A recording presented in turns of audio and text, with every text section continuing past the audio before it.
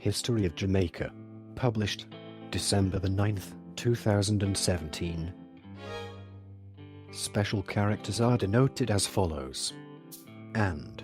Beginning and ending single or double quotations. And. Left and right parentheses. An M dash. 3 consecutive periods.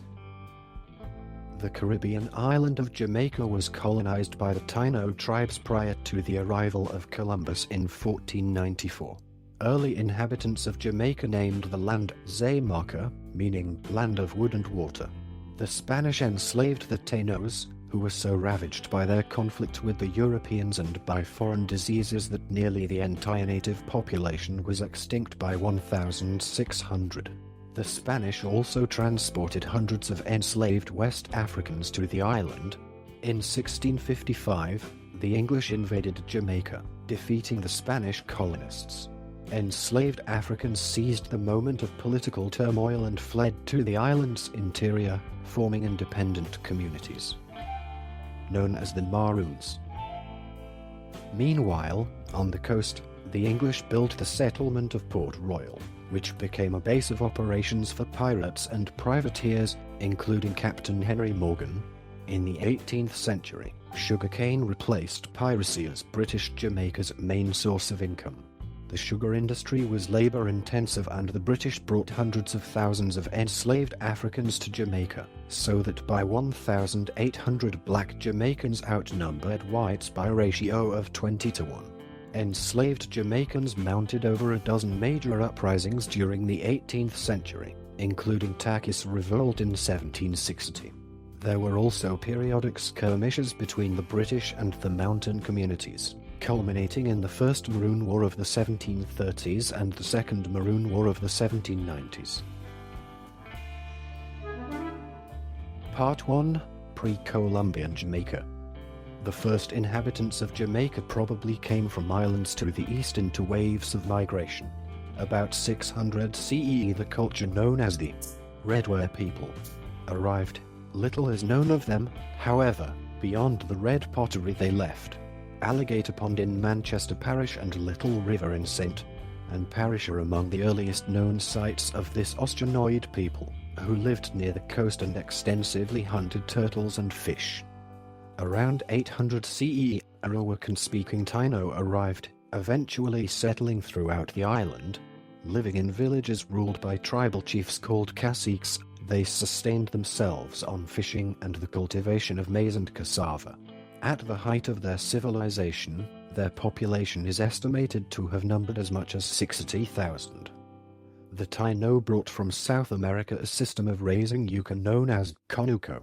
To add nutrients to the soil, the Taino burned local bushes and trees and heaped the ash into large mounds, into which they then planted yucca cuttings. Most Taino lived in large circular buildings, bohios, constructed with wooden poles, woven straw, and palm leaves. The Taino spoke an Arawakan language and did not have writing. Some of the words used by them, such as barbacoa, barbecue, hamaka, hammock, canoa, canoe, tobacco, tobacco, yucca, batata, sweet potato, and hurricane, have been incorporated into Spanish and English. Part 2. The Spanish Colonial Period, 1494 to 1655. Christopher Columbus is believed to be the first European to reach Jamaica. He landed on the island on the 5th of May 1494, during his second voyage to the Americas. Columbus returned to Jamaica during his fourth voyage to the Americas. He had been sailing around the Caribbean nearly a year when a storm beached his ships in St. Ann's Bay, Jamaica, on the 25th of June 1503. For a year Columbus and his men remained stranded on the island, finally departing in June 1504. The Spanish crown granted the island to the Columbus family, but for decades it was something of a backwater, valued chiefly as a supply base for food and animal hides. In 1509 Juan de Esquivel founded the first permanent European settlement, the town of Sevilla la Nueva. New Seville. On the north coast. A decade later, Friar Bartolomé de las Casas wrote Spanish authorities about Esquivel's conduct during the Higuera massacre of 1503. In 1534 the capital was moved to Villa de la Vega, later Santiago de la Vega, now called Spanish Town. This settlement served as the capital of both Spanish and English Jamaica, from its founding in 1534 until 1872, after which the capital was moved to Kingston. The Spanish enslaved many of the Taino. Some escaped, but most died from European diseases and overwork. The Spaniards also introduced the first African slaves. By the early 17th century, when virtually no Taino remained in the region, the population of the island was about 3,000, including a small number of African slaves. Disappointed in the lack of gold on the isle, the Spanish mainly used Jamaica as a military base to supply colonizing efforts in the mainland Americas. The Spanish colonists did not bring women in the first expeditions and took Taino women for their common-law wives, resulting in mestizo children. Sexual violence with the Taino women by the Spanish was also common. Although the Taino referred to the island as Jamaica, the Spanish gradually changed the name to Jamaica. In the so-called Admiral's Map of 1507 the island was labeled as Jamaica, and in Peter Martyr's work, Decades of 1511, he referred to it as both Jamaica and Jamaica. Part 3. British Rule 1655 to 1962. Part 3. British Rule Chapter 1. 17th Century. Chapter 1. 17th Century. Section 1. English Conquest.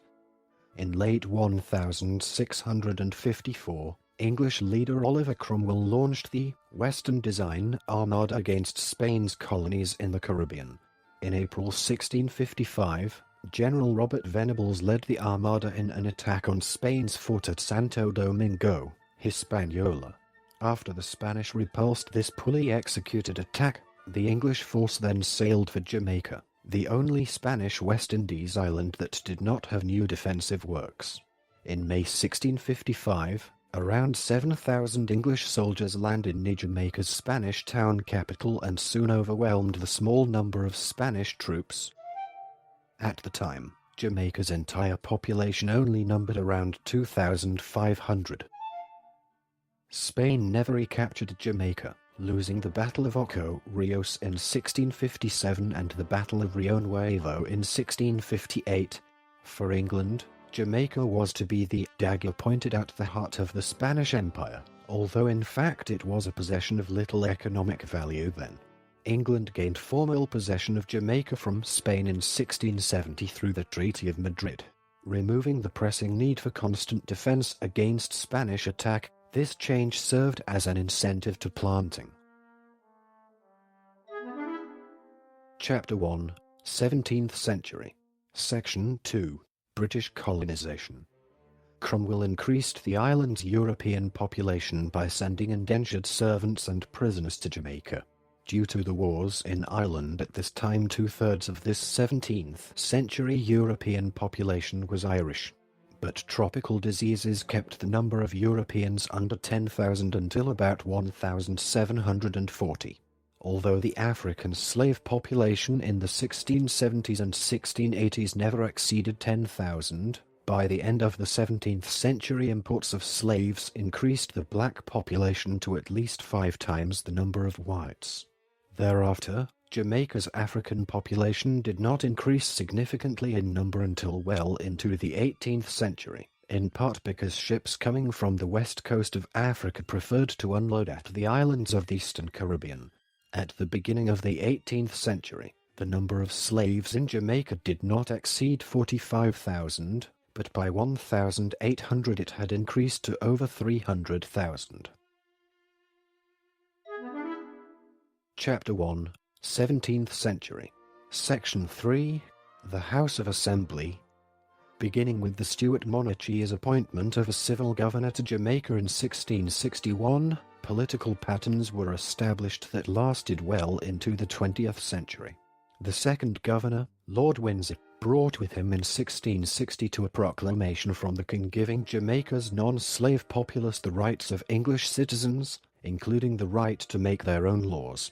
Although he spent only 10 weeks in Jamaica, Lord Windsor laid the foundations of a governing system that was to last for 2 centuries, a crown-appointed governor acting with the advice of a nominated council in the legislature. The legislature consisted of the governor and an elected but highly unrepresentative House of Assembly. For years, the planter-dominated Jamaica House of Assembly was in continual conflict with the various governors and the Stuart kings. There were also contentious factions within the Assembly itself. For much of the 1670s and 1680s, Charles II and James II and the Assembly feuded over such matters as the purchase of slaves from ships not run by the Royal English Trading Company. The last Stuart governor, the Duke of Albemarle, who was more interested in treasure hunting than in planting, turned the planter oligarchy out of office. After the Duke's death in 1688, the planters, who had fled Jamaica to London, succeeded in lobbying James II to order a return to the pre-Albemarle political arrangement. The local control of Jamaican planters belonging to the Assembly. Chapter 1, 17th Century. Section 4, Jamaica's Pirates. Following the 1655 conquest, Spain repeatedly attempted to recapture Jamaica. In response, in 1657, Governor Edward Doley invited the Brethren of the Coast to come to Port Royal and make it their home port. The Brethren was made up of a group of pirates who were descendants of cattle-hunting buccaneers, later anglicized to buccaneers, who had turned to piracy after being robbed by the Spanish, and subsequently thrown out of Hispaniola. These pirates concentrated their attacks on Spanish shipping, whose interests were considered the major threat to the town. These pirates later became legal English privateers who were given letters of marque by Jamaica's governor. Around the same time that pirates were invited to Port Royal, England launched a series of attacks against Spanish shipping vessels and coastal towns. By sending the newly appointed privateers after Spanish ships and settlements, England had successfully set up a system of defense for Port Royal. Jamaica became a haven of privateers, buccaneers, and occasionally outright pirates. Christopher Mings, Edward Mansvelt, and most famously, Henry Morgan. England gained formal possession of Jamaica from Spain in 1670 through the Treaty of Madrid. Removing the pressing need for constant defense against Spanish attack, this change served as an incentive to planting. This settlement also improved the supply of slaves and resulted in more protection, including military support, for the planters against foreign competition. As a result, the sugar monoculture and slave-worked plantation society spread across Jamaica throughout the 18th century, decreasing Jamaica's dependence on privateers for protection and funds. Another blow to Jamaica's partnership with privateers was the violent earthquake which destroyed much of Port Royal on the 7th of June 1692. 2/3 of the town sank into the sea immediately after the main shock. After the earthquake, the town was partially rebuilt, but the colonial government was relocated to Spanish Town, which had been the capital under Spanish rule. Port Royal was further devastated by a fire in 1703 and a hurricane in 1722. Most of the sea trade moved to Kingston. By the late 18th century, Port Royal was largely abandoned. Part 3, British Rule Chapter 2, 18th century. Chapter 2, 18th century. Section 1, Jamaica's sugar boom.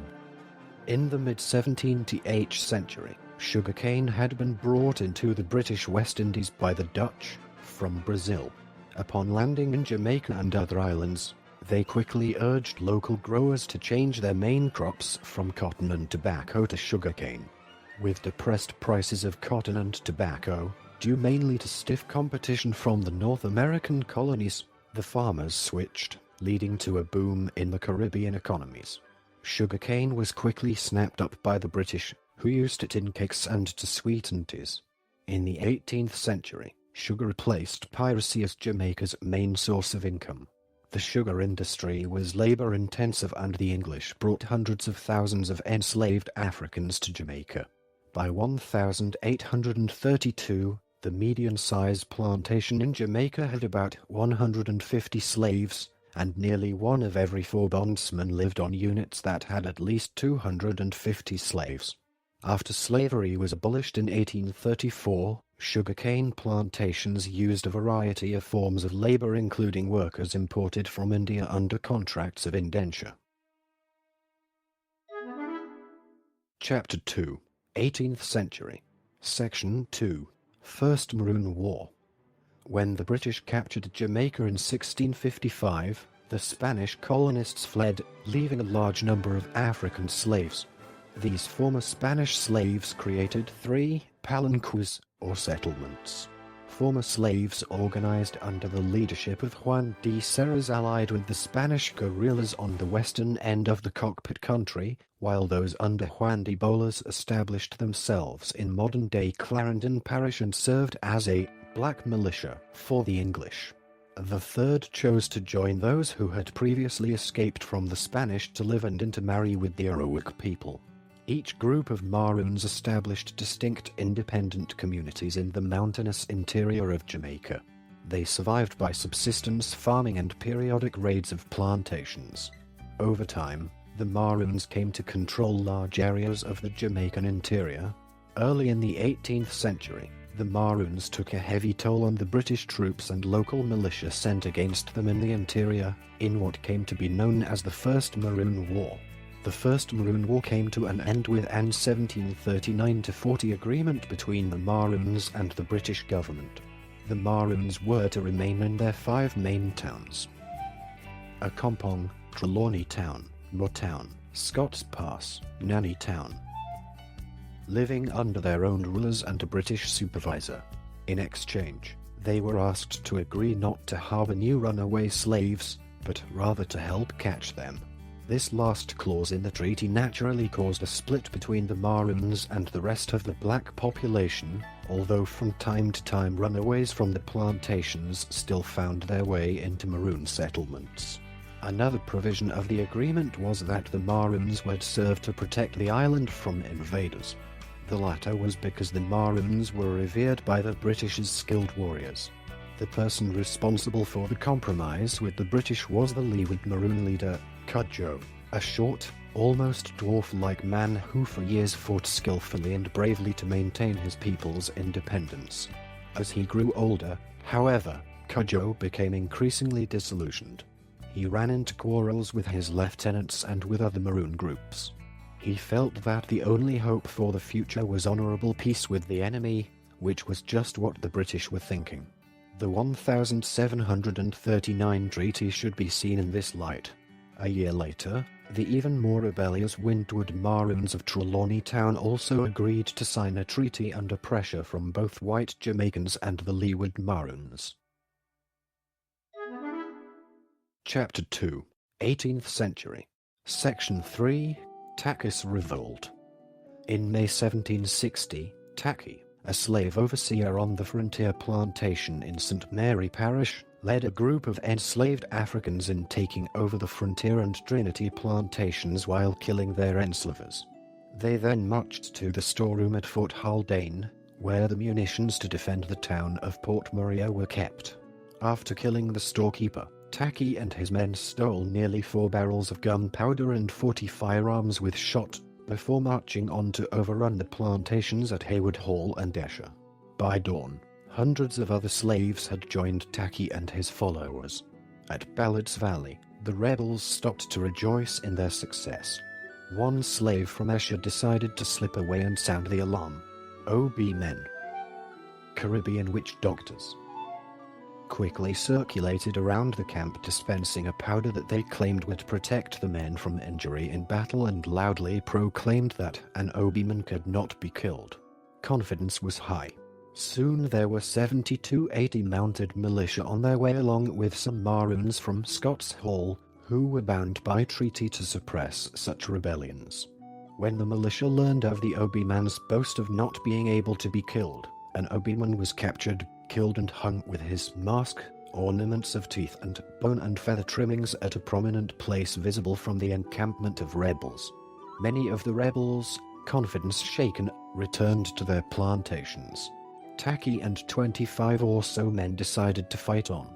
Taki and his men went running through the woods, being chased by the Maroons and their legendary marksman, Davy. While running at full speed, Davy shot Taki and cut off his head as evidence of his feat, for which he would be richly rewarded. Taki's head was later displayed on a pole in Spanish Town until a follower took it down in the middle of the night. The rest of Taki's men were found in a cave near Taki Falls, having committed suicide rather than going back to slavery. Chapter 2, 18th Century. Section 4, Second Maroon War. In 1795, the Second Maroon War was instigated when 2 Maroons were flogged by a black slave for allegedly stealing 2 pigs. When 6 Maroon leaders came to the British to present their grievances, the British took them as prisoners. This sparked an 8-month conflict, spurred by the fact that Maroons felt that they were being mistreated under the terms of Cudjoe's Treaty of 1739, which ended the First Maroon War. The war lasted for 5 months as a bloody stalemate. The British 5,000 troops and militia outnumbered the Maroons 10 to 1, but the mountainous and forested topography of Jamaica proved ideal for guerrilla warfare. The Maroons surrendered in December 1795. The treaty signed in December between Major General George Walpole and the Maroon leaders established that the Maroons would beg on their knees for the king's forgiveness, return all runaway slaves, and be relocated elsewhere in Jamaica. The governor of Jamaica ratified the treaty, but gave the Maroons only 3 days to present themselves to beg forgiveness on the 1st of January 1796. Suspicious of British intentions, most of the Maroons did not surrender until mid-March. The British used the contrived breach of treaty as a pretext to deport the entire Trelawney Town Maroons to Nova Scotia. After a few years, the Maroons were again deported to the new British settlement of Sierra Leone in West Africa. Part 3, British Rule, Chapter 3, 19th Century. Chapter 3, 19th Century. Section 1, The Baptist War. In 1831, enslaved Baptist preacher Samuel Sharp led a strike among demanding more freedom and a working wage of half the going wage rate. Upon refusal of their demands, the strike escalated into a full rebellion. The Baptist War, as it was known, became the largest slave uprising in the British West Indies, lasting 10 days and mobilized as many as 60,000 of Jamaica's 300,000 slave population. The rebellion was suppressed by British forces under the control of Sir Willoughby Cotton. The reaction of the Jamaican government and plantocracy was far more brutal. Approximately 500 slaves were killed in total, 207 during the revolt, and somewhere in the range between 310 and 340 slaves were killed through various forms of judicial executions after the rebellion was concluded, at times, for quite minor offenses. One recorded execution indicates the crime being the theft of a pig, another, a cow. And 1853 account by Henry Bleby described how 3 or 4 simultaneous executions were commonly observed. Bodies would be allowed to pile up until workhouse slaves carted the bodies away at night and bury them in mass graves outside town. The brutality of the plantocracy during the revolt is thought to have accelerated the process of emancipation, with initial measures beginning in 1833. Chapter 3, 19th Century. Section 2, Emancipation. Because of the loss of property and life in the 1831 Baptist War Rebellion, the British Parliament held two inquiries. Their reports on conditions contributed greatly to the abolition movement and passage of the 1833 law to abolish slavery as of August 1, 1834, throughout the British Empire. The Jamaican slaves were bound, indentured to their former owners' service, albeit with a guarantee of rights, until 1838 under what was called the apprenticeship system. With the abolition of the slave trade in 1808 and slavery itself in 1834, however, the island's sugar and slave-based economy faltered.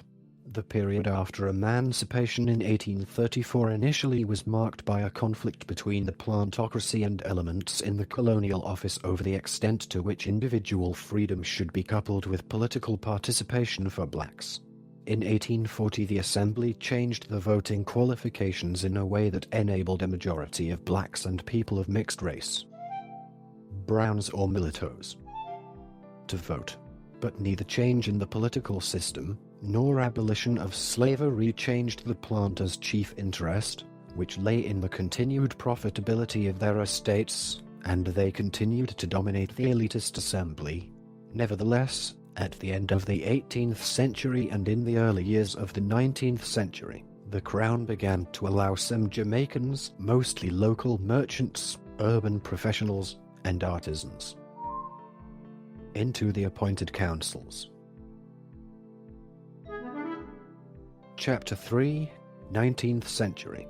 Section 3, The Morant Bay Rebellion. Tensions resulted in the October 1865 Morant Bay Rebellion led by Paul Bogle. The rebellion was sparked on the 7th of October, when a black man was put on trial and imprisoned for allegedly trespassing on a long-abandoned plantation. During the proceedings, James G. Hagan, a black spectator, disrupted the trial, and in the police's attempts to seize him and remove him from the courthouse, a fight broke out between the police and other spectators. While pursuing G. Hagan, the two policemen were beaten with sticks and stones. The following Monday, arrest warrants were issued for several men for rioting, resisting arrest, and assaulting the police. Among them was Baptist preacher Paul Bogle. A few days later, on the 11th of October, Mr. Paul Bogle marched with a group of protesters to Morant Bay. When the group arrived at the courthouse, they were met by a small and inexperienced volunteer militia. The crowd began pelting the militia with rocks and sticks, and the militia opened fire on the group, killing 7 black protesters before retreating. Governor John Eyre sent government troops, under Brigadier General Alexander Nelson, to hunt down the poorly armed rebels and bring Paul Bogle back to Morant Bay for trial. The troops met with no organized resistance, but regardless they killed blacks indiscriminately, most of whom had not been involved in the riot or rebellion. According to one soldier, "We slaughtered all before us, man or woman or child." In the end, 439 black Jamaicans were killed directly by soldiers, and 354 more, including Paul Bogle, were arrested and later executed, some without proper trials. Paul Bogle was executed either the same evening he was tried or the next morning. Other punishments included flogging for over 600 men and women, including some pregnant women, and long prison sentences, with thousands of homes belonging to black Jamaicans were burned down without any justifiable reason. George William Gordon, a Jamaican businessman and politician who had been critical of Governor John Eyre and his policies, was later arrested by Governor John Eyre, who believed he had been behind the rebellion. Despite having very little to do with it, Gordon was eventually executed. Though he was arrested in Kingston, he was transferred by Eyre to Morant Bay, where he could be tried under martial law. The execution and trial of Gordon via martial law raised some constitutional issues back in Britain, where concerns emerged about whether British dependencies should be ruled under the government of law, or through military license. The speedy trial saw Gordon hanged on the 23rd of October, just 2 days after his trial had begun. He and William Bogle, Paul's brother, were both tried together and executed at the same time. Chapter 3, 19th Century. Section 4, Decline of the Sugar Industry. During most of the 18th century, a monocrop economy based on sugarcane production for export flourished. In the last quarter of the century, however, the Jamaican sugar economy declined as famines, hurricanes, colonial wars, and wars of independence disrupted trade. By the 1820s, Jamaican sugar had become less competitive with that from high-volume producers such as Cuba, and production subsequently declined. By 1882, sugar output was less than half the level achieved in 1828. A major reason for the decline was the British Parliament's 1807 abolition of the slave trade, under which the transportation of slaves to Jamaica after the 1st of March 1808 was forbidden. The abolition of the slave trade was followed by the abolition of slavery in 1834 and full emancipation within 4 years.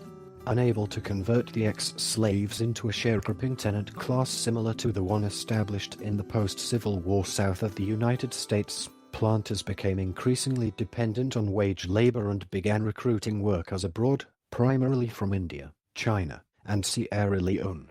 Many of the former slaves settled in peasant or small farm communities in the interior of the island, the Yam Belt, where they engaged in subsistence and some cash crop farming.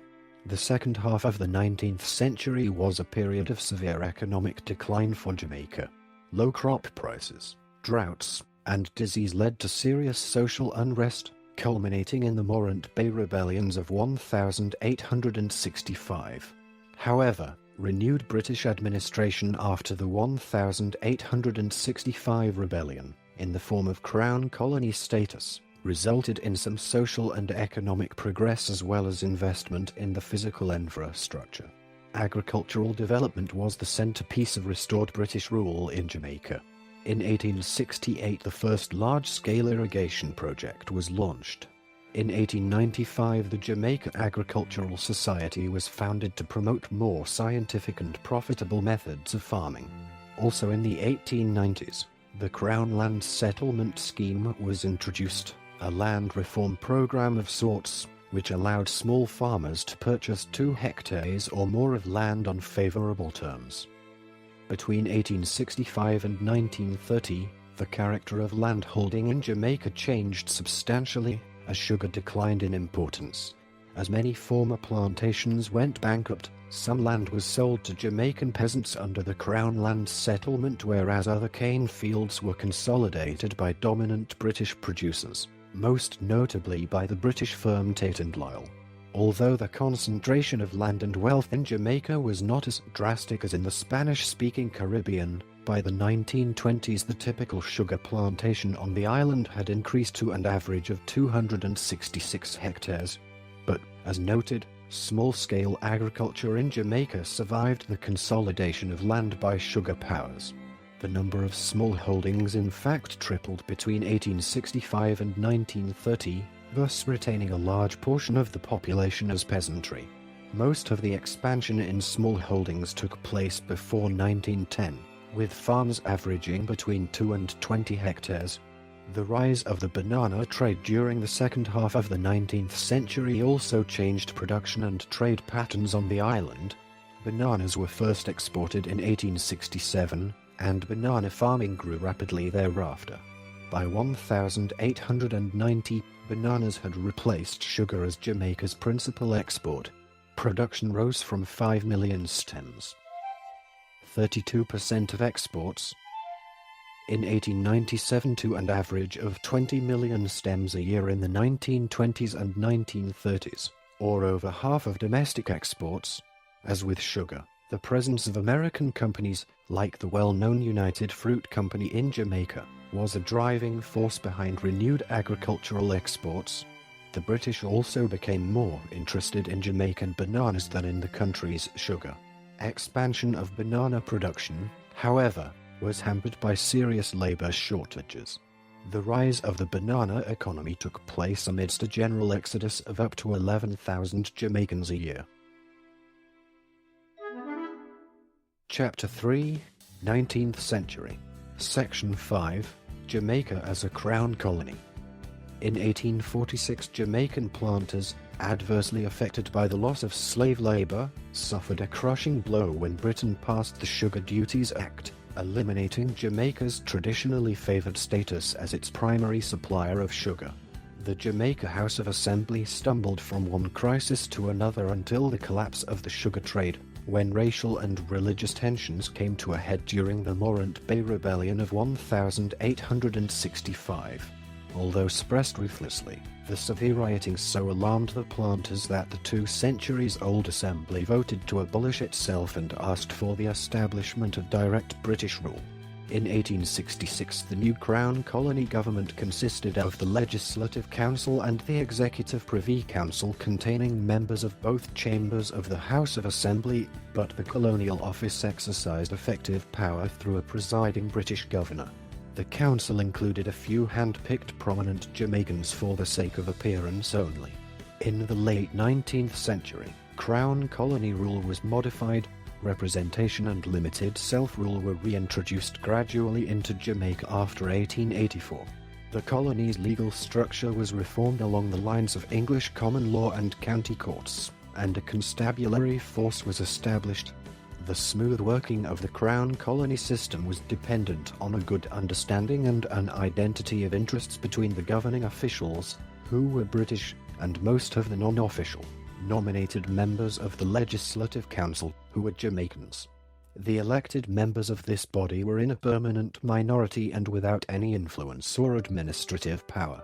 The unstated alliance, based on shared colour, attitudes, and interest between the British officials and the Jamaican upper class, was reinforced in London, where the West India Committee lobbied for Jamaican interests.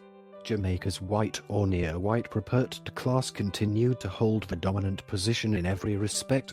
The vast majority of the black population remained poor and unenfranchised. Chapter 3, 19th Century. Section 6, Religion. Until it was disestablished in 1870, the Church of England in Jamaica was the established church. It represented the white English community.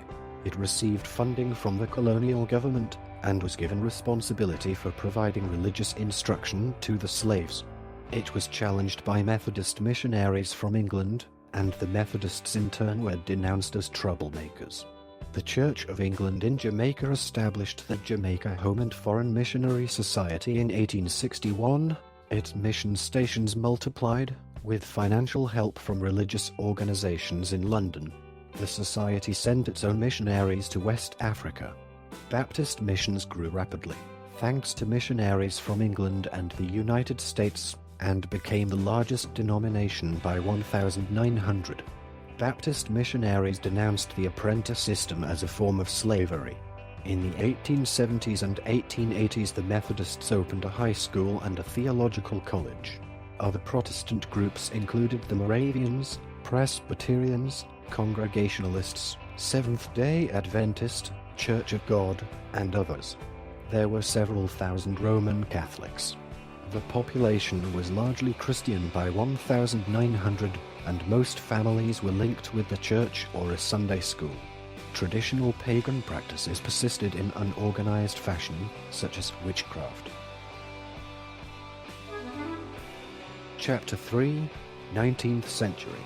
Section 7, Kingston, the new capital. In 1872, the government passed an act to transfer government offices from Spanish Town to Kingston. Kingston had been founded as a refuge for survivors of the 1692 earthquake that destroyed Port Royal. The town did not begin to grow until after the further destruction of Port Royal by fire in 1703. Surveyor John Goff drew up a plan for the town based on a grid bounded by north, east, west and harbour streets. By 1716 it had become the largest town and the centre of trade for Jamaica. The government sold land to people with the regulation that they purchase no more than the amount of the land that they owned in Port Royal, and only inland on the seafront. Gradually, wealthy merchants began to move their residences from above their businesses to the farmlands north on the plains of Lake Guinea. In 1755, the governor, Sir Charles Knowles, had decided to transfer the government offices from Spanish Town to Kingston. It was thought by some to be an unsuitable location for the assembly in proximity to the moral distractions of Kingston, and the next governor rescinded the act. However, by 1780 the population of Kingston was 11,000, and the merchants began lobbying for the administrative capital to be transferred from Spanish Town, which was by then eclipsed by the commercial activity in Kingston.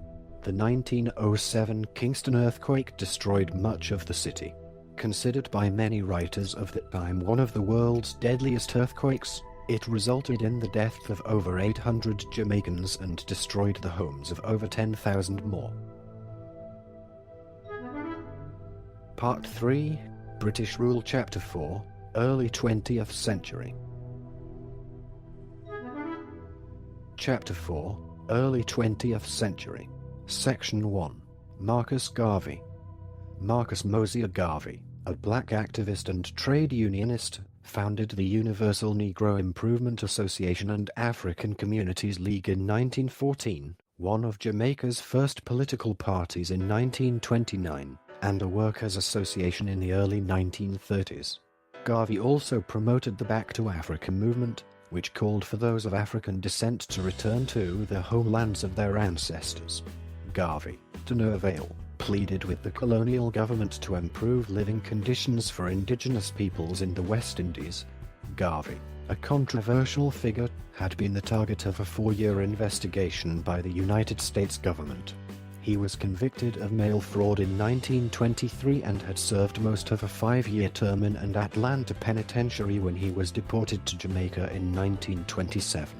Garvey left the colony in 1935 to live in the United Kingdom, where he died heavily in debt 5 years later. He was proclaimed Jamaica's first national hero in the 1960s after Edward P.G. Seeger, then a government minister, arranged the return of his remains to Jamaica. In 1987, Jamaica petitioned the United States Congress to pardon Garvey on the basis that the federal charges brought against him were unsubstantiated and unjust. Chapter 4, Early 20th Century. Section 2. Rastafari Movement. The Rastafari movement, a new religion, emerged among impoverished and socially disenfranchised Afro-Jamaican communities in 1930s Jamaica. Its Afrocentric ideology was largely a reaction against Jamaica's then dominant British colonial culture. It was influenced by both Ethiopianism and the Back to Africa movement promoted by black nationalist figures like Marcus Garvey. The movement developed after several Christian clergymen, most notably Leonard Howell, proclaimed that the crowning of Haile Selassie as Emperor of Ethiopia in 1930 fulfilled a biblical prophecy. By the 1950s, Rastafari's countercultural stance had brought the movement into conflict with wider Jamaican society, including violent clashes with law enforcement. In the 1960s and 1970s it gained increased respectability within Jamaica and greater visibility abroad through the popularity of Rasta-inspired reggae musicians like Bob Marley. Enthusiasm for Rastafari declined in the 1980s, following the deaths of Haile Selassie and Marley.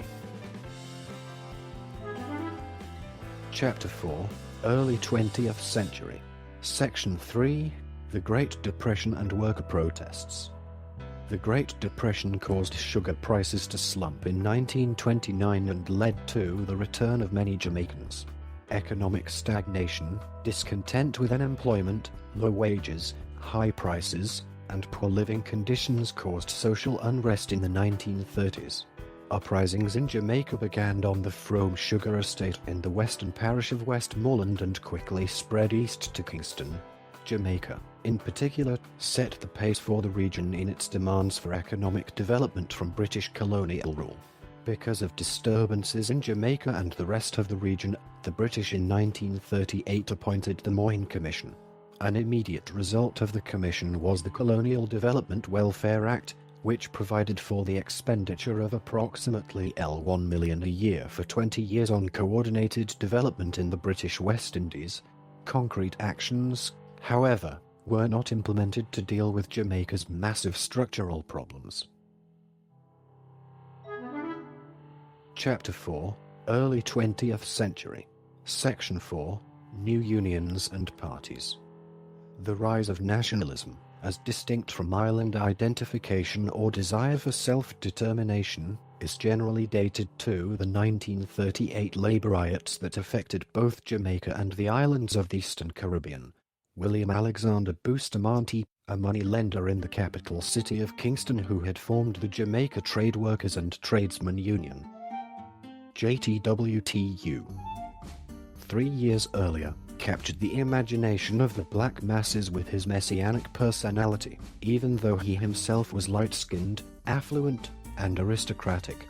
Bustamante emerged from the 1938 strikes and other disturbances as a populist leader and the principal spokesperson for the militant urban working class, and in that year, using the JTWTU as a stepping stone, he founded the Bustamante Industrial Trade Union, BITU, which inaugurated Jamaica's workers' movement.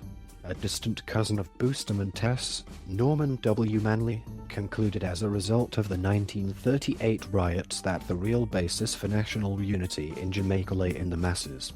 Unlike the union-oriented Bustamante, however, Manley was more interested in access to control over state power and political rights for the masses. On the 18th of September 1938, he inaugurated the People's National Party, PNP, which had begun as a nationalist movement supported by the mixed-race middle class and the liberal sector of the business community with leaders who were highly educated members of the upper middle class. The 1938 riots spurred the PNP to unionize labor, although it would be several years before the PNP formed major labor unions.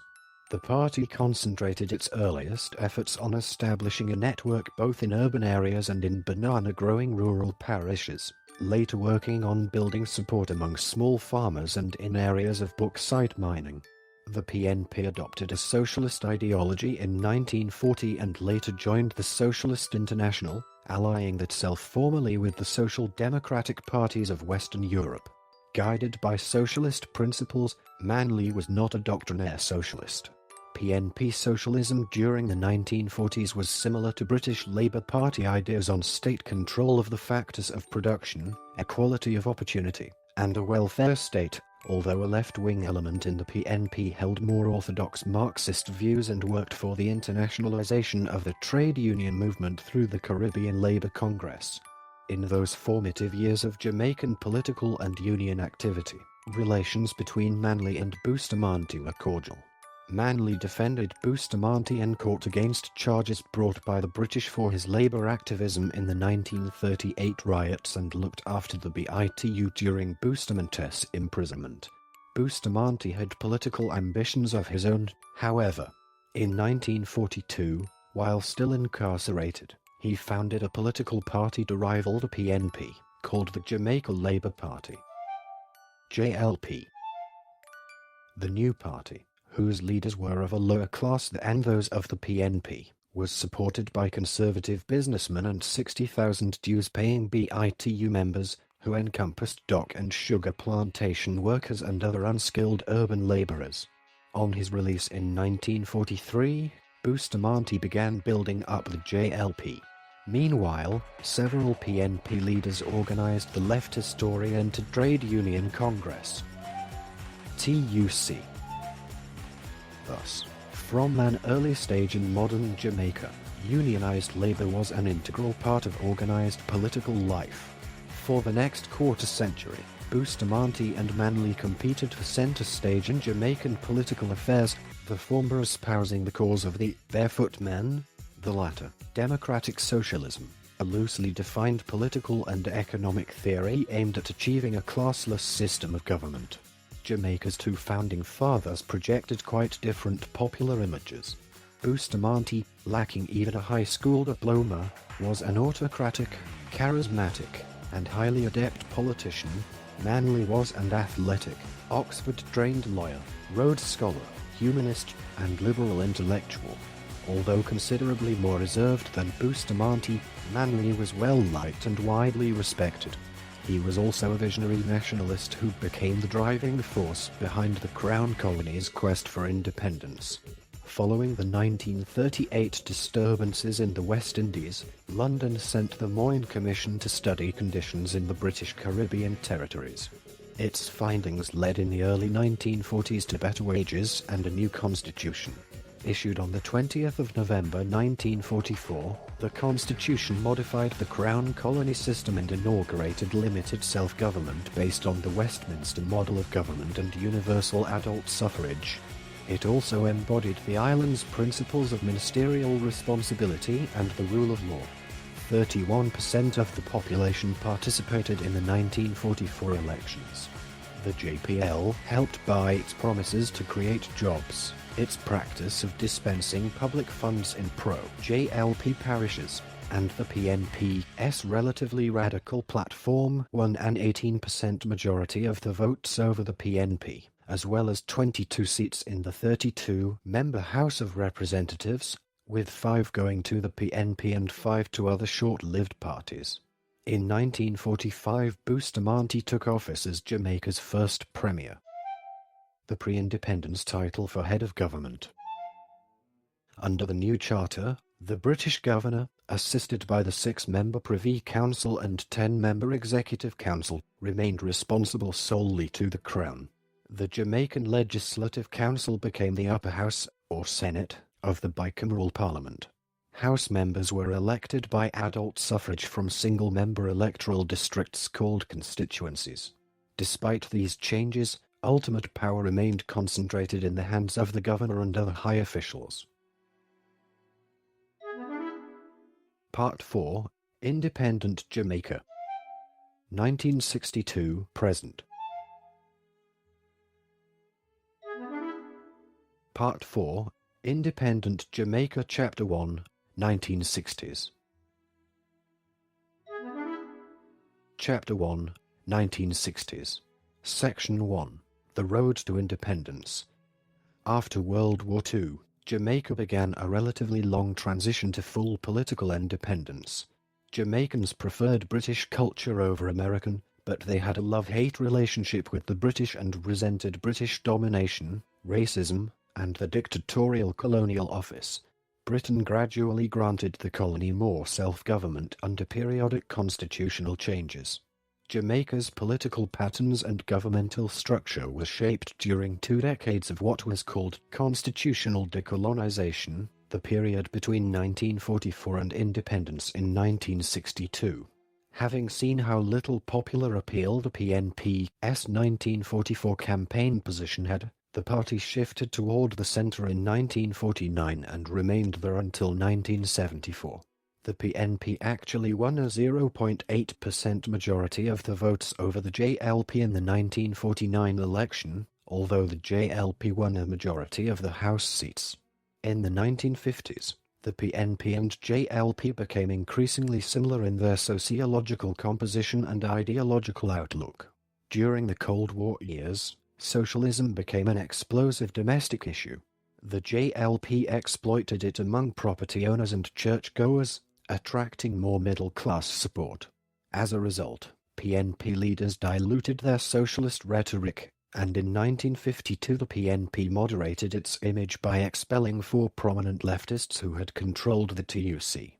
The PNP then formed the more conservative National Workers' Union, NWU. Henceforth, PNP socialism meant little more than national planning within a framework of private property and foreign capital. The PNP retained, however, a basic commitment to socialist precepts, such as public control of resources and a more equitable income distribution. Manley's PNP came to office for the first time after winning the 1955 elections with an 11% majority over the JLP and 50.5% of the popular vote. Amendments to the Constitution that took effect in May 1953 reconstituted the Executive Council and provided for 8 ministers to be selected from among House members. The first ministries were subsequently established. These amendments also enlarged the limited powers of the House of Representatives and made elected members of the Governor's Executive Council responsible to the legislature. Manly, elected chief minister beginning in January 1955, accelerated the process of decolonization during his able stewardship. Further progress towards self-government was achieved under constitutional amendments in 1955 and 1956, and cabinet government was established on the 11th of November 1957. Assured by British declarations that independence would be granted to a collective West Indian state rather than to individual colonies, Manly supported Jamaica's joining 9 other British territories in the West Indies Federation, established on the 3rd of January 1958. Manly became the island's premier after the PNP again won a decisive victory in the general election in July 1959, securing 30 of 45 House seats. Membership in the Federation remained an issue in Jamaican politics. Bustamante, reversing his previously supportive position on the issue, warned of the financial implications of membership. Jamaica was responsible for 43% of its own financing, and an inequity in Jamaica's proportional representation in the Federation's House of Assembly. Manly's PNP favored staying in the Federation, but he agreed to hold a referendum in September 1961 to decide on the issue. When 54% of the electorate voted to withdraw, Jamaica left the Federation, which dissolved in 1962 after Trinidad and Tobago also pulled out. Manly believed that the rejection of his pro-Federation policy in the 1961 referendum called for a renewed mandate from the electorate, but the JLP won the election of early 1962 by a fraction. Bustamante assumed the premiership that April, and Manly spent his remaining few years in politics as leader of the opposition. Jamaica received its independence on the 6th of August 1962. The new nation retained, however, its membership in the Commonwealth of Nations and adopted a Westminster-style parliamentary system. Bustamante, at the age of 78, became the new nation's first prime minister. Chapter 1, 1960s. Section 2. Jamaica under Bustamante. Bustamante subsequently became the first Prime Minister of Jamaica. The island country joined the Commonwealth of Nations, an organization of ex-British territories. Jamaica continues to be a Commonwealth realm, with the British monarch as Queen of Jamaica and head of state. An extensive period of post-war growth transformed Jamaica into an increasingly industrial society. This pattern was accelerated with the export of bauxite beginning in the 1950s. The economic structure shifted from a dependence on agriculture that in 1950 accounted for 30.8% of GDP to an agricultural contribution of 12.9% in 1960 and 6.7% in 1970.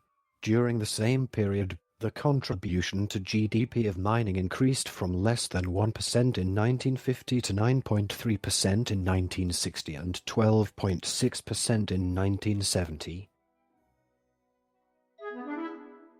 Chapter 1, 1960s. Section 3, Reggae. Jamaica's reggae music developed from ska and rocksteady in the 1960s. The shift from rocksteady to reggae was illustrated by the organ shuffle pioneered by Jamaican musicians like Jackie Mittoo and Winston Wright and featured in transitional singles Say What You're Saying, 1967, by Clancy Eccles and People Funny Boy, 1968, by Lee Scratch Perry, The Pioneers, 1968 track Long Shot. Bus Me Bet has been identified as the earliest recorded example of the new rhythm sound that became known as reggae. Early 1968 was when the first bona fide reggae records were released, Nanny Goat by Larry Marshall and No More Heartaches by the Beltones. That same year, the newest Jamaican sound began to spawn big-name imitators in other countries. American artist Johnny Nash's 1968 hit Hold Me Tight has been credited with first putting reggae in the American listener charts. Around the same time, Reggae influences were starting to surface in rock and pop music, one example being 1968's Obladi, Oblada by the Beatles. Other significant reggae pioneers include Prince Buster, Desmond Dekker and Ken Booth. Chapter 1, 1960s. Section 4, Bob Marley. The Wailers, a band started by Bob Marley, Peter Tosh and Bunny Wailer in 1963, is perhaps the most recognized band that made the transition through all three stages of early Jamaican popular music: ska, rocksteady and reggae. The Wailers would go on to release some of the earliest reggae records with producer Lee Scratch Perry. After the Wailers disbanded in 1974, Marley then went on to pursue a solo career that culminated in the release of the album Exodus in 1977, which established his worldwide reputation and produced his status as one of the world's best-selling artists of all time, with sales of more than 75 million records. He was a committed Rastafari who infused his music with a sense of spirituality. Part 4, Independent Jamaica Chapter 2, 1970s and 1980s. Chapter 2, 1970s and 1980s. Section 1, Michael Manley. In the election of 1972, the PNP's Michael Manley defeated the JLP's unpopular incumbent Prime Minister Hugh Shearer.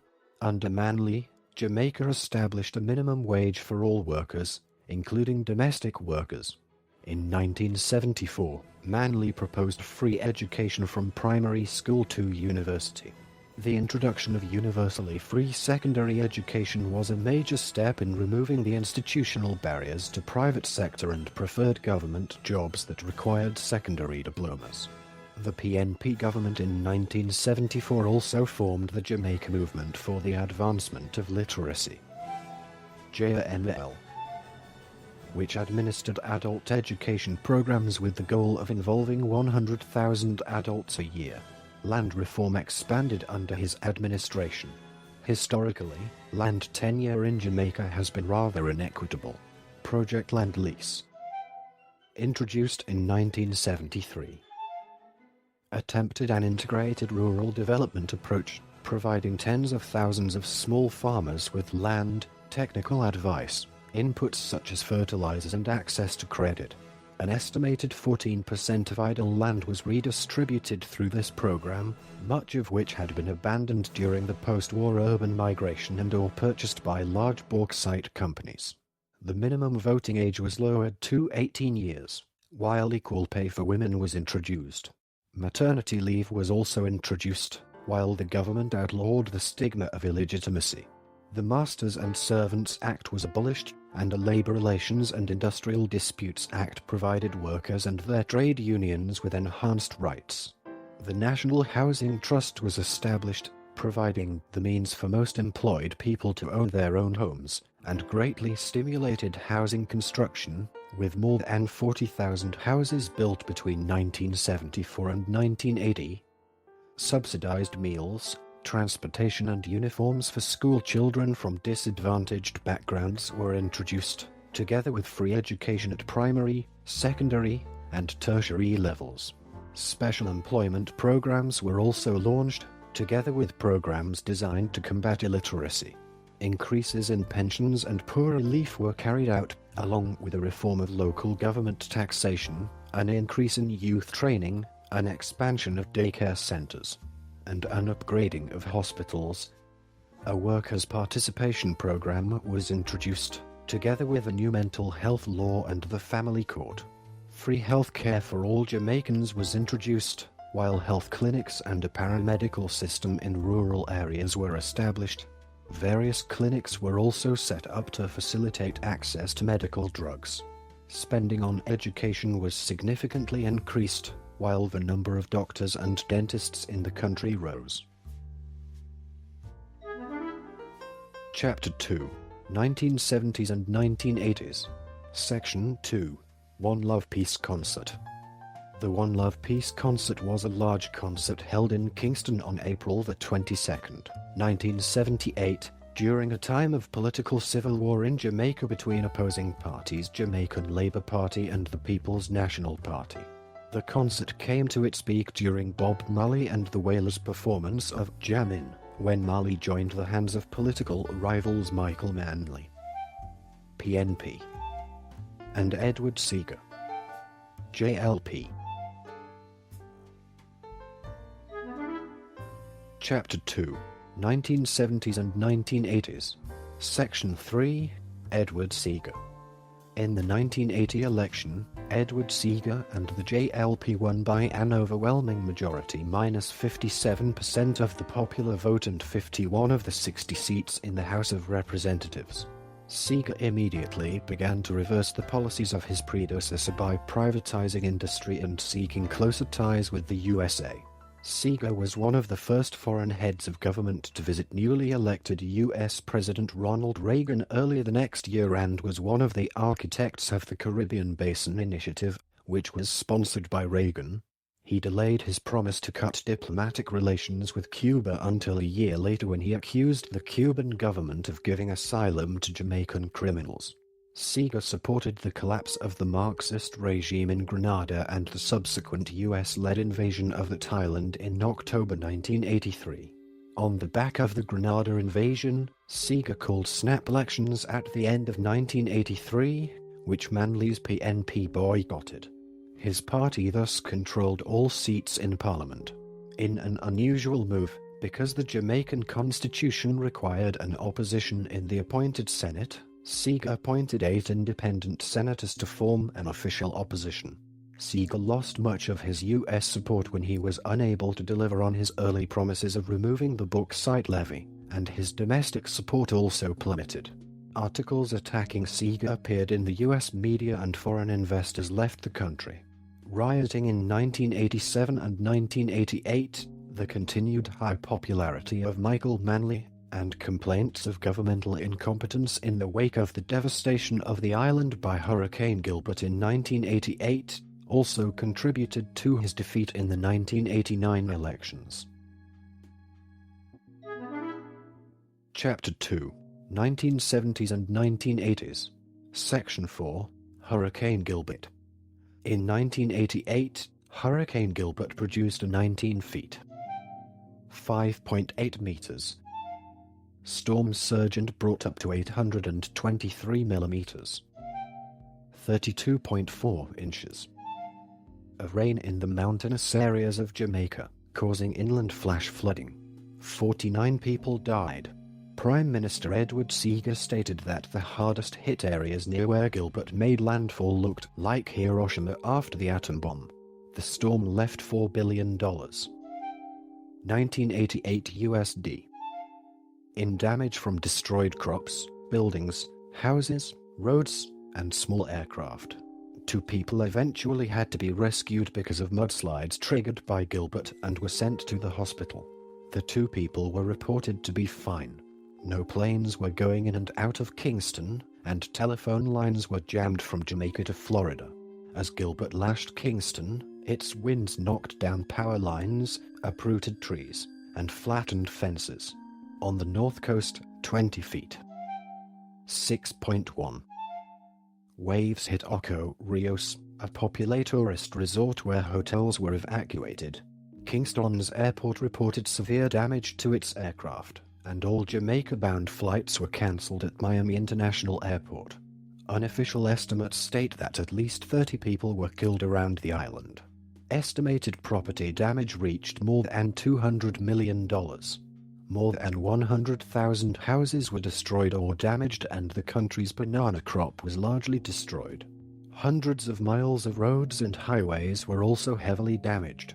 Reconnaissance flights over remote parts of Jamaica reported that 80% of the homes on the island had lost their roofs. The poultry industry was also wiped out. The damage from agricultural loss reached $500 million. 1988 USD.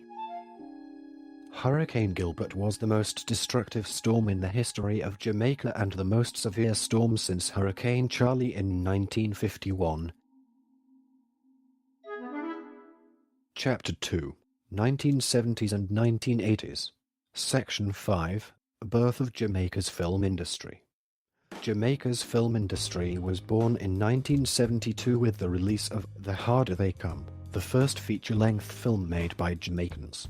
It starred reggae singer Jimmy Cliff, was directed by Barry Hensel, and was produced by Island Records founder Chris Blackwell. The film is famous for its reggae soundtrack that is said to have brought reggae to the world. Jamaica's other popular films include 1976's Smile Orange, 1982's Countryman, 1991's The Lunatic, 1997's Dancehall Queen, and 1999's Third World Cop. Major figures in the Jamaican film industry include actors Paul Campbell and Carl Bradshaw, actress Audrey Reed, and producer Chris Blackwell. Part 4. Independent Jamaica Chapter 3, 1990s and 2000s. Chapter 3, 1990s and 2000s. Section 1. 18 years of PNP rule.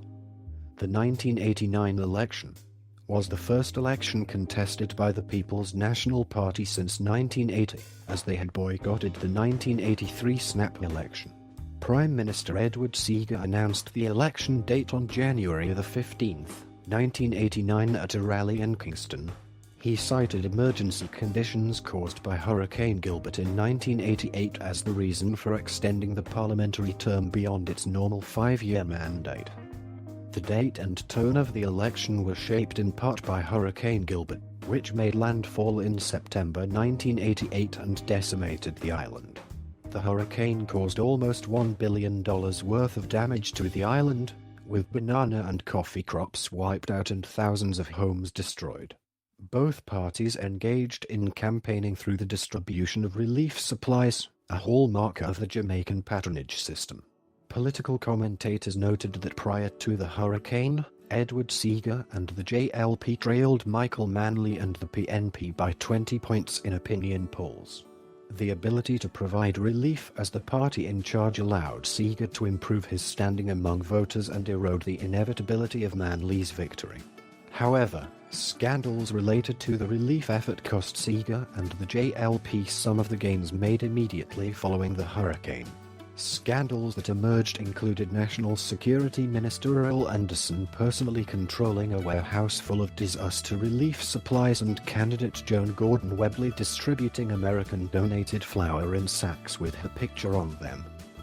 The election was characterized by a narrower ideological difference between the two parties on economic issues. Michael Manley facilitated his comeback campaign by moderating his leftist positions and admitting mistakes made as Prime Minister, saying he erred when he involved government in economic production and had abandoned all thoughts of nationalizing industry. He cited the PNP's desire to continue the market-oriented policies of the JLP government, but with a more participatory approach. Prime Minister Edward Seager ran on his record of economic growth and the reduction of unemployment in Jamaica, using the campaign slogan, "Don't let them wreck it again," to refer to Manley's tenure as Prime Minister. Seager during his tenure as Prime Minister emphasized the need to tighten public sector spending and cut close to 27,000 public sector jobs in 1983 and 1984. He shifted his plans as elections neared with a promise to spend $1 billion on a 5-year social well-being program, which would build new hospitals and schools in Jamaica. Foreign policy also played a role in the 1989 election.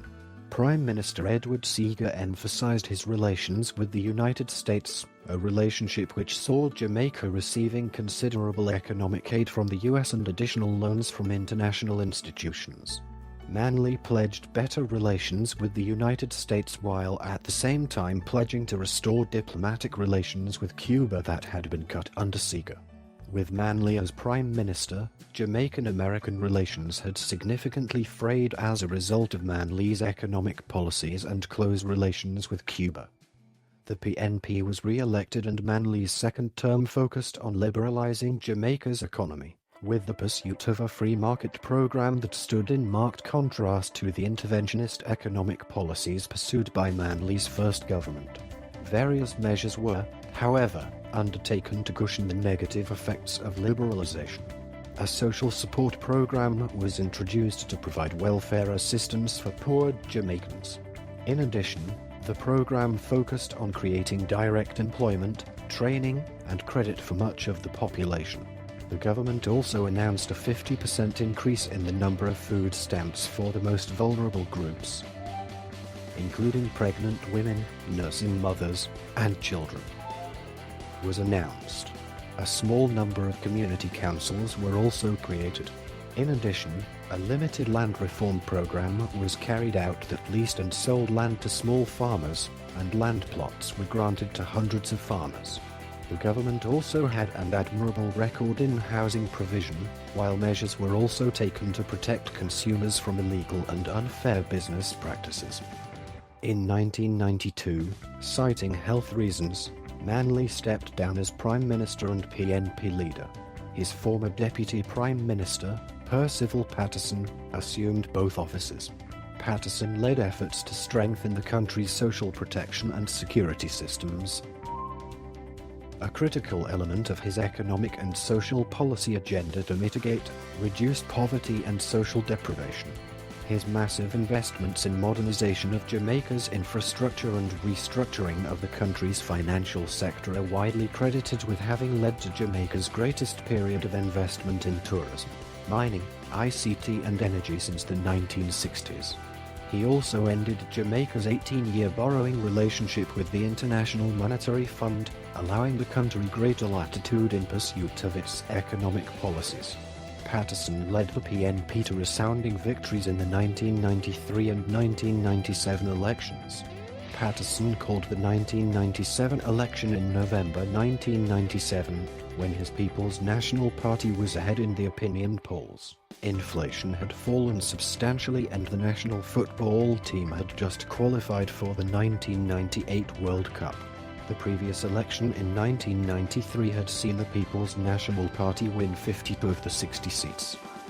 A record 197 candidates contested the election, with a new political party, the National Democratic Movement, standing in most of the seats.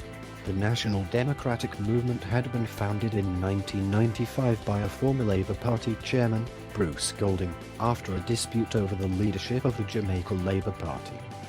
The 1997 election was mainly free of violence as compared to previous elections, although it began with an incident where rival motorcades from the main parties were fired on. The election was the first in Jamaica where a team of international election monitors attended. The monitors were from the Carter Center and included Jimmy Carter, Colin Powell and former heavyweight boxing world champion Evander Holyfield. Just before the election, the two main party leaders made a joint appeal for people to avoid marring the election with violence. Election day itself saw 1 death and 4 injuries relating to the election, but the 1980 election had seen over 800 deaths. In winning the election, the People's National Party became the first party to win 3 consecutive terms. The opposition Jamaica Labour Party only had 2 more seats in Parliament after the election, but their leader Edward Seager held his seat for a 9th time in a row. The National Democratic Movement failed to win any seats despite a pre-election prediction that they would manage to win a seat. The 2002 election was a victory for the People's National Party, but their number of seats fell from 50 to 34 out of 60 total. PNP leader P.J. Patterson retained his position as Prime Minister, becoming the first political leader to win 3 successive elections. Patterson stepped down on the 26th of February 2006 and was replaced by Portia Simpson Miller, Jamaica's first female Prime Minister. The 2007 elections had originally been scheduled for August the 27th, 2007 but were delayed to September 3rd due to Hurricane Dean. The preliminary results indicated a slim victory for the opposition Jamaican Labour Party led by Bruce Golding, which grew by 2 seats from 31 to 29 to 33 to 27 after official recounts. The JLP defeated the People's National Party after 18 years of unbroken governance. Chapter 3: 1990s and 2000s. Section 2. Economic Challenges. In the 1990s, Jamaica and other Caribbean banana producers argued for the continuation of their preferential access to EU markets, notably the United Kingdom. They feared that otherwise the EU would be flooded with cheap bananas from the Central American plantations, with devastating effects on several Caribbean economies. Negotiations led in 1993 to the EU agreeing to maintain the Caribbean producers' preferential access until the end of Low May 4, pending possible negotiation on an extension. In 1995, the United States government petitioned to the World Trade Organization to investigate whether the Low May 4 Convention had violated WTO rules. Then later in 1996, the WTO dispute settlement body ruled in favor of the plaintiffs, effectively ending the cross-subsidies that had benefited ACP countries for many years. But the US remained unsatisfied and insisted that all preferential trade agreements between the EU and ACP should cease. The WTO dispute settlement body established another panel to discuss the issue and concluded that agreements between the EU and ACP were indeed not compatible with WTO regulations. Finally, the EU negotiated with the US through WTO to reach an agreement. In tourism, after a decrease in volume following the 11th of September attacks in the US, the number of tourists going to Jamaica eventually rebounded, with the island now receiving over 1 million tourists each year. Services now account for over 60% of Jamaica's GDP, and 1 of every 4 workers in Jamaica works in tourism or services. However, according to the World Bank, around 80% of the money tourism makes in Jamaica does not stay on the island, but goes instead to the multinational resorts. Chapter 3, 1990s and 2000s. Section 3, 2007 Cricket World Cup and 2008 Olympics. The 2007 Cricket World Cup was the first time the ICC Cricket World Cup had been held in the Caribbean. The Jamaican government spent $81 million on the pitch expenses. This included refurbishing Sabina Park and constructing the new multi-purpose facility in Trelawney through a loan from China. Another $20 million is budgeted for off-the-pitch expenses, putting the tally at more than $100 million, or $7 billion. This put the reconstruction cost of Sabina Park at $46 million, whilst the Trelawney Stadium will cost $35 million. The total amount of money spent on stadiums was at least $301 million. The 2007 World Cup organizers were criticized for restrictions on outside food, signs, replica kits and musical instruments, despite Caribbean cricketing customs, with authorities being accused of running cricket and cricketing traditions out of town, then sanitizing that out of existence. Sir Viv Richards echoed the concerns. The ICC were also condemned for high prices for tickets and concessions, which were considered unaffordable for the local population in many of the locations. In a tragic turn of events, Pakistan coach Bob Woolmer was found dead on the 18th of March 2007, one day after his team's defeat to Ireland put them out of the running for the World Cup. Jamaican police performed an autopsy which was deemed inconclusive. The following day, police announced that the death was suspicious and ordered a full investigation. Further investigation revealed the cause of death was manual strangulation, and that the investigation would be handled as a murder. After a lengthy investigation, the Jamaican police rescinded the comments that he was not murdered and confirmed that he died from natural causes. In sprinting, Jamaicans had begun their domination of the 100 meters world record in 2005. Jamaica's Asafa Powell set the record in June 2005 and held it until May 2008, with times of 9.77 and 9.74 seconds respectively. However, at the 2008 Summer Olympics in Beijing, Jamaica's athletes reached heights by nearly doubling the country's total gold medal count and breaking the nation's record for number of medals earned in a single games. Usain Bolt won 3 of Jamaica's 6 gold medals at Beijing, breaking an Olympic and world record in all 3 of the events in which he participated. Shelley Ann Fraser led an unprecedented Jamaican sweep of the medals in the women's 100m. Chapter 3, 1990s and 2000s. Section 4, Dancehall Goes Global. Although Jamaican dancehall music originated in the late 1970s, it greatly increased in popularity in the late 1980s and 1990s. Initially, dancehall was a more sparse version of reggae and the roots style, which had dominated much of the 1970s. 2 of the biggest stars of the early dancehall era were Yellowman and Eka Mouse. Dancehall brought a new generation of producers, including Linval Thompson, Gussie Clarke and Jar Thomas. In the mid-1980s, digital instrumentation became more prevalent, changing the sound considerably, with digital dancehall, or ragga, becoming increasingly characterized by fast rhythms. In the early 1990s, songs by Dawn Penn, Shabba Ranks, Patra and Charkademus and Pliers were the first dancehall mega-hits in the US and abroad. Other varieties of dancehall achieved crossover success outside of Jamaica during the mid to late 1990s.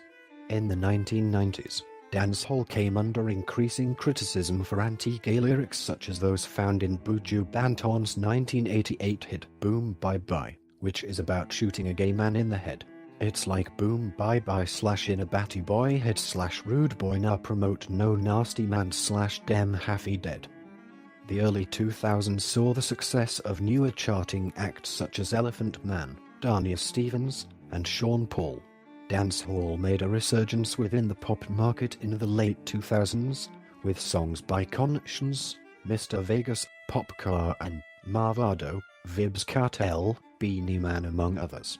In 2011, Vibs Cartel, at the time, one of danceholl's biggest stars, was arrested for the murder of Clive Lizard William.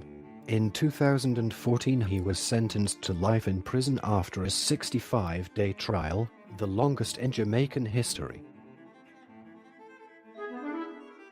Part 4, Independent Jamaica Chapter 4, 2010s. Chapter 4, 2010s. Section 1, Tivoli Incursion. Politically and socially, the 2010s in Jamaica have been shaped by the Tivoli Incursion, a 2010 gun battle between police and the gang of Christopher Dudas Coke. Over 70 Jamaicans were killed during the gun battle, and the inquiry into police actions during the incursion continues today. Coke took over the Shower Posse gang of Tivoli Gardens from his father, Lester Jim Brown Coke, in the 1990s. Under Christopher Coke's leadership, the gang trafficked drugs and dabbled in visa fraud, using a high school athletics team, and extortion, charging small traders in the nearby market for protection money. The gang had close political ties. Tivoli Gardens is part of the Kingston Western Parliamentary District. A seat was held for years by Edward Seager, longtime leader of the JLP. That helped Coke expand into construction, with his company winning numerous government contracts. Within Tivoli Gardens, the gang operated as a government unto itself. On the 23rd of May 2010, Jamaica security forces began searching for Coke after the United States requested his extradition, and the leader of the criminal gang that attacked several police stations. The violence, which largely took place over 24th to the 25th of May, killed at least 73 civilians and wounded at least 35 others. 4 soldiers/police were also killed, and more than 500 arrests were made, as Jamaican police and soldiers fought gunmen in the Tivoli Gardens district of Kingston. Coke was eventually captured on the 23rd of June, after initial rumors that he was attempting to surrender to the United States. Kingston police arrested Coke on the outskirts of the city, apparently while a local Reverend Al Miller, was helping negotiate his surrender to the United States Embassy. In 2011, Koch pleaded guilty to racketeering and drug-related charges in a New York federal court, and was sentenced to 23 years in prison on the 8th of June 2012. In the 4 years following Koch's capture, Jamaica's murder rate decreased by nearly half. However, the murder rate remains one of the highest in the world, and Jamaica's morgues have not been able to keep up.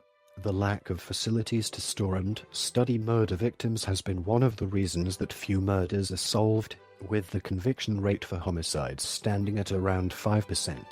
In 2007, following the botched investigation into the death of Pakistan cricket coach Bob Woolmer, who died unexpectedly while the island hosted the Sports World Cup, Jamaican politicians debated the need for a modern public morgue.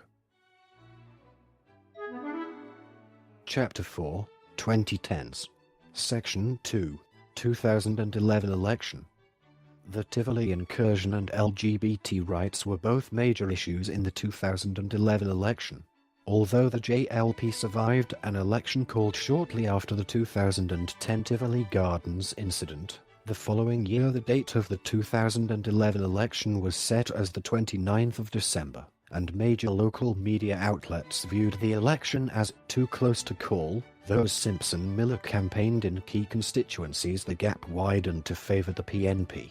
Days before the election, Simpson-Miller came out fully in favor of LGBT rights in a televised debate, saying that she has no problem giving certain positions of authority to a homosexual as long as they show the necessary level of competence for the post. However, since taking power, her government has not attempted to repeal the laws which criminalize homosexuality. In 2012, Dane Lewis launched a legal challenge to Jamaica's Offences Against Persons Act of 1864, commonly known as the buggery laws, on the grounds that they are unconstitutional and promote homophobia throughout the Caribbean. The legal challenge was taken to the Inter-American Commission on Human Rights. The Offences Against Persons Act does not formally ban homosexuality, but Clause 76 provides for up to 10 years imprisonment, with or without hard labor, for anyone convicted of the abominable crime of buggery committed either with mankind or any animal. Two further clauses outlaw attempted buggery and gross indecency between two men. LGBT rights returned to Jamaican headlines the next year, following the violent murder in July 2013 of a 16-year-old boy who showed up at a party in women's clothing. Advocates called for the repeal of a nearly 150-year-old anti-sodomy law that bans anal sex, legislation which is accused of helping spur anti-LGBT violence. Chapter 4, 2010s. Section 3, Economic Troubles Continue. In 2013, the International Monetary Fund announced a $1 billion loan to help Jamaica meet large debt payments. The loan required the Jamaican government to institute a pay freeze amounting to a 20% real terms cut in wages. Jamaica is one of the most indebted countries and spends around half of its annual federal budget on debt repayments. The 2010s look to be a bad time for Jamaica's sugarcane industry. After a brief increase in sugar prices, the outlook for Jamaican sugar took a hit in 2015 when the EU began moving towards ending a cap on European sugar beet production. Jamaica exports 25% of the sugar it produces to Britain, and prices for Jamaican sugar are expected to fall in the wake of the end of the cap on the EU's subsidized sugar beet industry. However, marijuana may become a new cash crop and tourist draw for Jamaica, depending on future legislation. On the 25th of February 2015, the Jamaican House of Representatives passed a law decriminalizing possession of up to 2 ounces of cannabis. The new law includes provisions legalizing the cultivation for personal use of up to 5 plants, as well as setting up regulations for the cultivation and distribution of cannabis for medical and religious purposes. This recording is a derivative work from Wikipedia. For more information, please visit www.frogcast.org.